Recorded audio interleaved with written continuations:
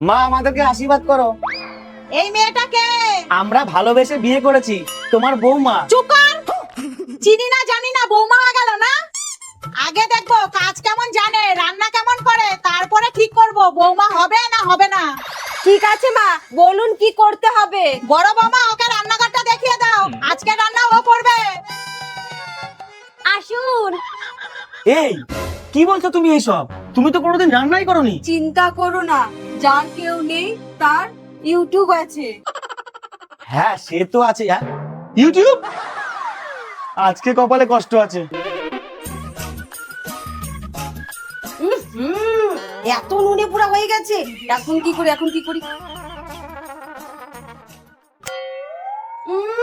রান্নাটা তো দারুণ হয়েছে, শাশুড়ি খেলে আমার উপরে একদম ফিদা হয়ে যাবে।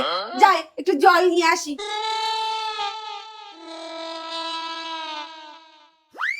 আমার থেকে ভালো রান্না করলে তো আমার দাম কমে যাবে। না, এই বাড়ির বউ হোক বা না হোক, আমার থেকে ভালো রান্না করতে দেয়া যাবে না।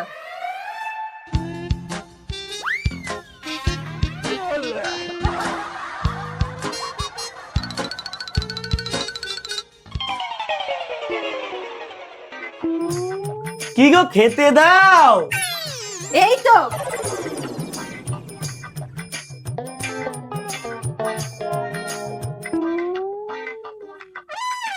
বাহ, আলু পটলের তরকারি।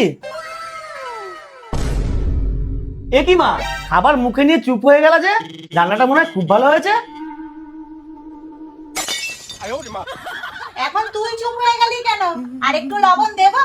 বেশি দাম না, যত খুশি নিতে পারিস।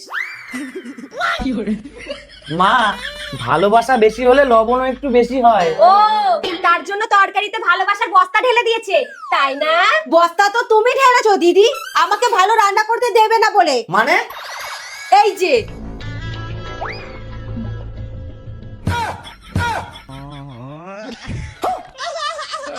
বাবু, তুই ছোট মামাকে নিয়ে ঘরে যা, আমি ওকে দেখছি।